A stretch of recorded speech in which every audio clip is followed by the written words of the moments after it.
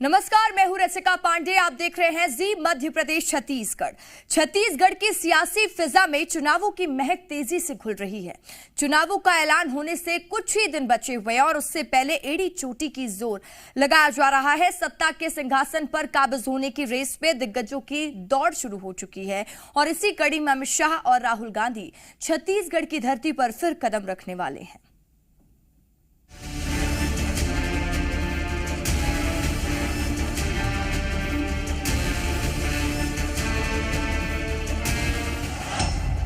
दो 2023 का चुनावी संग्राम छत्तीसगढ़ में तेज हुआ घमासान। चुनावी मैदान में हाईकमान ने संभाली कमान। जीत का जोर, चुनाव प्रचार का शोर, सत्ता के सिंहासन पर बैठने की होड़ में दिग्गजों की दौड़। छत्तीसगढ़ में सियासत का पारा हाई है क्योंकि फिर चुनाव की बारी आई है। तेज हो रहा प्रचार है, जंग जोरदार है। इसी जंग को और ज्यादा धार और रफ्तार देने के लिए बीजेपी और कांग्रेस के दिग्गजों ने मोर्चा संभाल लिया है। एक तरफ बीजेपी के चाणक्य कहे जाने वाले केंद्रीय गृह मंत्री अमित शाह आज शाम छत्तीसगढ़ आ रहे हैं, तो राहुल गांधी कल रायपुर पहुंचने वाले हैं।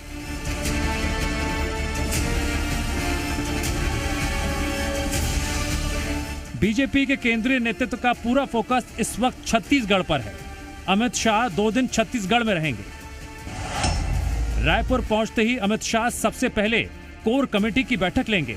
कयास लगाए जा रहे हैं। बैठक के बाद बीजेपी की दूसरी लिस्ट भी जल्द जारी हो जाएगी।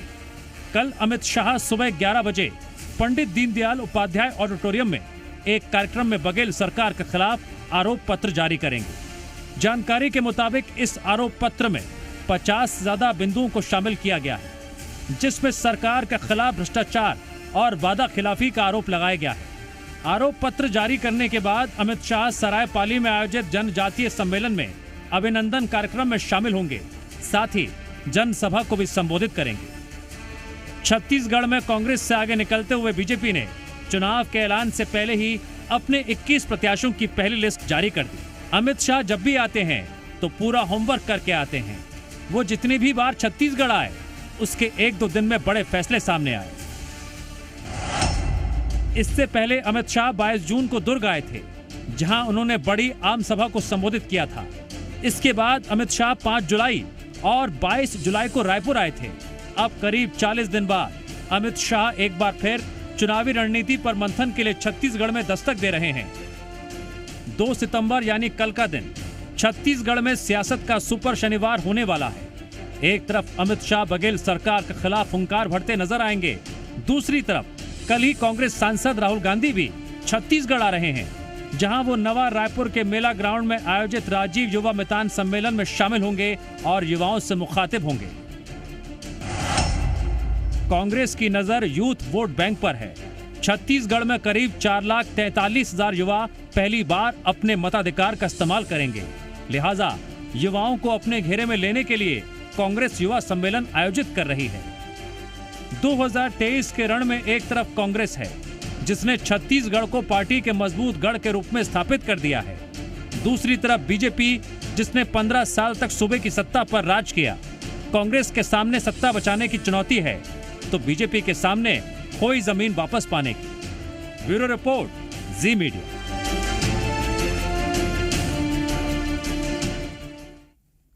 और हमारे साथ एसोसिएट एडिटर रुपेश गुप्ता रायपुर से ज्यादा जानकारी के साथ लाइव जुड़ चुके हैं। रुपेश, चुनावी तैयारी और चुनावी बिगुल छत्तीसगढ़ में बजने वाला है और अब हाई कमान एक्टिव मोड में छत्तीसगढ़ में नजर आ रहा, चाहे वो बीजेपी का हो या कांग्रेस का। देखिए, जाहिर तौर पर और ये सुपर शनिवार है अगर राजनीतिक लिहाज से बातचीत की जाए तो उस लिहाज से कल राहुल गांधी भी होंगे, अमित शाह भी होंगे। अमित शाह सरायपाली में होंगे। आदिवासी, जिनकी मात्रात्मक त्रुटियों की वजह से बड़ी संख्या में ऐसी जातियां थी जो कि बाहर थी, जिनको आरक्षण का लाभ नहीं मिल पा रहा था, तो उनका जो सुधार हुआ है उस सुधार में आदिवासी अभिनंदन करेंगे। ऐसा कार्यक्रम भारतीय जनता पार्टी ने बनाया है। दूसरा कार्यक्रम होगा राहुल गांधी का, जिसमें फोकस होगा युवाओं पर। जाहिर तौर पे दोनों के ऑडियंस बिल्कुल टारगेटेड हैं कि किसको एड्रेस करना है और किस पर प्रभाव छोड़ना है। राहुल गांधी करीब साल भर के बाद आ रहे हैं और राहुल गांधी को लेकर के कांग्रेस में जबरदस्त उत्साह है, क्योंकि पहली लिस्ट कांग्रेस की 6 तारीख को आने वाली है और उससे पहले जितनी जोर आजमाइश प्रत्याशी कर सकते हैं उतनी जोर आजमाइश करेंगे और बड़ी संख्या में कांग्रेसी भी पहुंचेंगे। और सबसे ज्यादा दिलचस्प ये बात होगी कि दोनों ही जनसभाओं में भीड़ ज्यादा कौन जुटा पाता है, ये देखने वाली बात होगी, क्योंकि उसी संकेत मिलने शुरू हो जाएंगे। क्योंकि अमित शाह लगातार दौरे कर रहे हैं, हर महीने करीब करीब छत्तीसगढ़ आ रहे हैं, लेकिन राहुल गांधी का ये करीब साल भर के बाद दौरा है। और ये दौरा जो राहुल गांधी की पदयात्रा हुई थी, भारत जोड़ो यात्रा, उसके बाद पहली बार है। कहा यह भी जा रहा है कि बहुत जल्दी राहुल गांधी भारत जोड़ो यात्रा 2 की शुरुआत करेंगे, जिसमें वो छत्तीसगढ़ से गुजरेंगे।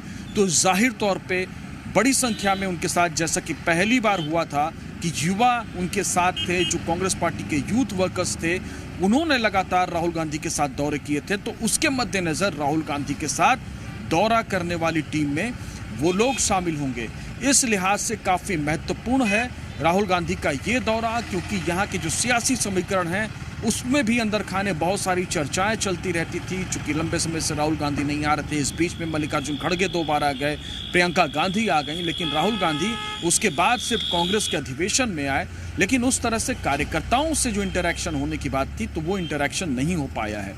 तो ये कांग्रेस के कार्यक्रम में, कांग्रेस के कार्यकर्ताओं में अगर संगठनात्मक बैठकों को छोड़ दें तो राहुल गांधी की ये यात्रा होने वाली है।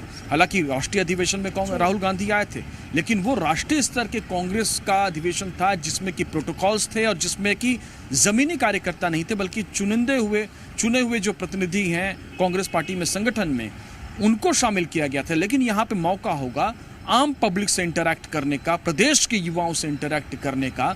और जाहिर तौर पे अमित शाह का दौरा भी बहुत ही महत्वपूर्ण है, क्योंकि भारतीय जनता पार्टी ने सबसे ज़्यादा जो मेहनत की है वो आदिवासी सीटों पर की है। क्योंकि 2003 में जिस तरह से आदिवासी सीटों पर उसको बढ़त हासिल हुई थी और 2003 में पहली बार भारतीय जनता पार्टी ने छत्तीसगढ़ में सत्ता का स्वाद चखा था, उस लिहाज से बीजेपी को उम्मीद है कि यहाँ पे कांग्रेस के खिलाफ थोड़ी नाराजगी है, जिसको इनकैश करा लिया जाए तो बीजेपी को फायदा हो सकता है। यह भी बहुत महत्वपूर्ण बात है कि इन क्षेत्रों में बीजेपी ने लगातार धर्मांतरण का मसला उठाया है, तो जाहिर तौर पे आदिवासियों को साधने की कोशिश अमित शाह की होगी। अमित शाह आज कार्यकर्ताओं से मुखातिब होंगे। हालांकि उनको अभी पहुंच जाना था रायपुर, लेकिन उनकी फ्लाइट 2 घंटे लेट है। वो करीब 9 बजे पहुंचेंगे और सीधे कुशाभाऊ परिसर जाएंगे, जैसा कि वो लगातार करते आए हैं, और वहां पर बीजेपी के कार्यकर्ताओं के साथ मुलाकात करेंगे। और इसके बाद कल कांग्रेस के खिलाफ आरोप पत्र जारी करेंगे। आज कांग्रेस ने बीजेपी के खिलाफ उसी तर्ज पर काला चिट्ठा जारी किया है और इसका काउंटर आरोप पत्र होगा। लेकिन कांग्रेस ने जो आरोप लगाए हैं उस पर भारतीय जनता पार्टी का क्या जवाब होता है, और भारतीय जनता पार्टी जो आरोप लगाएगी उस पर कांग्रेस का क्या जवाब होता है, ये देखने वाली बात है। बिल्कुल रुपेश, जैसा कि आप जिक्र भी कर रहे थे कि कांग्रेस भी जल्दी अपने प्रत्याशियों का ऐलान कर सकती है और बीजेपी की भी दूसरी लिस्ट आने वाली है। ऐसे संभावित जो डेट मानी जा रही है कि 2 से 6 तारीख तक बीजेपी दूसरी लिस्ट जारी कर सकती है। रुपेश, अगर हम उस लिहाज से देखें तो अमित शाह और राहुल गांधी का ये दौरा कितना खास हो जाता है? देखिए, इस लिहाज से अमित शाह का दौरा बहुत महत्वपूर्ण है, क्योंकि अमित शाह की टीम ही पूरा चुनावी रणनीति तैयार करती है। और छत्तीसगढ़ में उनकी टीम जो कुशाभाऊ ठाकरे परिसर है उसमें पूरी तरह से 24 घंटे मुस्तैद है। और वहाँ पे जो हमारे पास जानकारी है उसके मुताबिक जो कर्मचारी या जो बीजेपी संगठन से जुड़े हुए लोग रहते थे वो फिलहाल दूसरी जगहों पे शिफ्ट हो चुके हैं। तो वहाँ पे बीजेपी के रणनीतिकार बैठ रहे हैं। जो पुराना बीजेपी ऑफिस है वहाँ के टॉप फ्लोर पर पूरी तरह से अमित शाह की टीम लगी हुई है और वो लगातार काम कर रही है और उस काम के आधार पर फीडबैक दे रही है, जिसके आधार पर बीजेपी यहाँ पे चुनाव लड़ेगी। इस लिहाज से अमित शाह का दौरा बहुत महत्वपूर्ण हो जाता है, क्योंकि जब भी वो दौरे में आते हैं शाम के वक्त आते हैं और रात को वहीं कुशाभाऊ ठाकरे परिसर में होते हैं। तो जाहिर तौर पे टीम ने जो काम किया है उसका फीडबैक लेने का, उन्होंने जो फीडबैक लिया हुआ है टीम ने, उस पर बातचीत करने का। और चूंकि बीजेपी की लिस्ट आनी तय है, माना ये जा रहा था पिछले 4-5 दिन से ये चर्चा चल रही कि आज या कल कभी भी ये लिस्ट आ सकती है, तो संभावना ये जताई जा रही है कि आखिरी बार की उसकी जो चर्चा होगी वो अमित शाह करेंगे और उसके बाद फिर दिल्ली में चुनाव समिति की बैठक होगी और उसके बाद ये लिस्ट जारी कर दी जाएगी। तो आखिरी तौर पर अमित शाह कुछ फीडबैक लेना चाहते हैं, उस फीडबैक के बाद ये लिस्ट जारी कर दी जाएगी। एक बात और महत्वपूर्ण है कि अमित शाह जब आ रहे हैं तो जाहिर तौर पे कार्यकर्ताओं के लिए, जो पदाधिकारी हैं उनके लिए और जो टिकट के दावेदार हैं, अपनी दावेदारी पेश करने का मौका होगा। लेकिन वो मौका किस रूप में होगा, अमित शाह उनसे इंटरैक्ट कहाँ कर पाएंगे, ये भी देखने वाली बात होगी। क्योंकि कांग्रेस में तो ऐसा होता है कि कांग्रेस के कोई बड़े नेता आते हैं तो दावेदारों की फौज अपनी फौज के साथ पहुंच जाती है। लेकिन बीजेपी में अनुशासन है और बीजेपी में एक सिस्टम है जिसके तहत टिकटें बांटी जाती हैं। तो अमित शाह की टीम ने सर्वे किया हुआ है, यहाँ से लिस्ट गई हुई है, उसका मिलान किया जाएगा और जो बीजेपी को लगेगा, आलाकमान को लगेगा उनके कि ये जीतने लायक कैंडिडेट है, तो उसको दिया जाएगा। संभावना ये जताई जा रही है कि अमित शाह जैसे ही दिल्ली पहुंचेंगे उसके फौरन बाद चुनाव समिति की बैठक होगी और लिस्ट जारी कर दी जाएगी और इस लिस्ट में 20 से 30 नाम हो सकते हैं। यानी कि आधी सीटों पर भारतीय जनता पार्टी इस हफ्ते तक अपने उम्मीदवारों के नामों का ऐलान कर देगी और कांग्रेस भी 20 से 30 सीट पर अपने उम्मीदवारों का ऐलान माना यह जा रहा है कि 6 या 7 तारीख को कर देगी। क्योंकि 4 तारीख को बड़ी बैठक है, उसके बाद स्क्रीनिंग कमेटी की बैठक के बाद दिल्ली में चुनाव समिति की बैठक होगी और वो 1-2 दिन के अंदर बैठक करके सीटों का ऐलान करेगी। ठीक है रुपेश, अब देखना होगा कि दोनों दिग्गजों के दौरे के बाद छत्तीसगढ़ की सियासत किस पोर्ट पर चली जाती है। रुपेश, तमाम जानकारी के लिए बहुत बहुत शुक्रिया आपका। 2023 विधानसभा चुनाव की जंग में जमकर शब्द बाण छोड़े जा रहे हैं। जनता की नजर में विरोधियों को बेकार और खुद को विकास का झंडा बरदार साबित करने की जंग चल रही है। आरोपों का बही खाता तैयार हो रहा है, चुन चुन कर वार हो रहा है।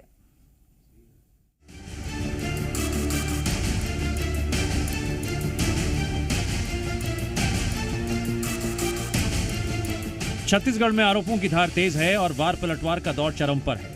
केंद्रीय गृह मंत्री कल रायपुर में आरोप पत्र जारी कर बघेल सरकार को घेरेंगे। लेकिन उससे पहले ही कांग्रेस ने मैदान में मोर्चा संभालते हुए मोदी सरकार और सूबे की पिछली रमन सरकार पर हमला बोल दिया। रायपुर में प्रदेश कांग्रेस प्रभारी कुमारी सैलजा और प्रदेश कांग्रेस अध्यक्ष दीपक बैज ने साझा प्रेस कॉन्फ्रेंस कर एक आरोप पत्र जारी किया, जिसे नाम दिया गया काला चिट्ठा। मोदी सरकार और पिछली रमन सरकार के खिलाफ जारी 212 बिंदुओं के इस काले चिट्ठे में किसानों से लेकर आदिवासियों तक, महंगाई से लेकर भ्रष्टाचार तक के मुद्दों का जिक्र है। कुमारी सैलजा और दीपक बैज ने कहा, जहां छत्तीसगढ़ में 15 साल का बीजेपी शासन काला अध्याय साबित हुआ, तो वहीं 9 साल की मोदी सरकार ने वादा खिलाफी की।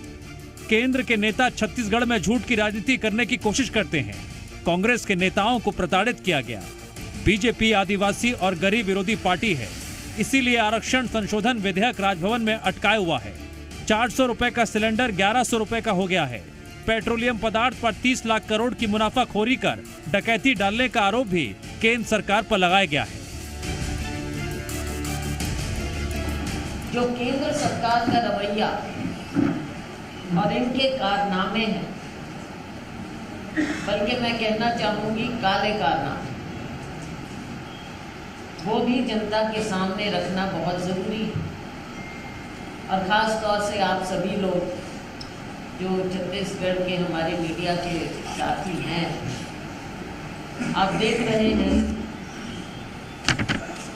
कि भारतीय जनता पार्टी की झूठ की राजनीति किस कदर बढ़ती चली जा रही है। जिस तरह से हमारी सरकार मुख्यमंत्री भूपेश बघेल जी के नेतृत्व में कि छत्तीसगढ़ की सभी वर्गों को आरक्षण का लाभ देना चाह रही है, छत्तीसगढ़ विधानसभा में संकल्प पारित कर, लेकिन भारतीय जनता पार्टी नहीं चाहती कि यहाँ के लोगों को आरक्षण मिले, उनको राजभवन में रोकने का काम कर रही है। इन सब नाकामियों को लेकर आज कांग्रेस पार्टी ने भारतीय जनता पार्टी के खिलाफ में काला चिट्ठा, भाजपा का काला चिट्ठा आरोप पत्र तय किया है। कांग्रेस ने कर्ज के मुद्दे पर भी मोदी सरकार को घेरा और 9 साल में 100 लाख करोड़ का कर्ज लेने का आरोप लगाया। अब देखना है कांग्रेस के इस काले चिट्ठे के जवाब में बीजेपी क्या पलटवार करेगी और शनिवार को जारी होने वाले बीजेपी के आरोप पत्र में कांग्रेस सरकार पर क्या वार होगा। ब्यूरो रिपोर्ट, जी मीडिया।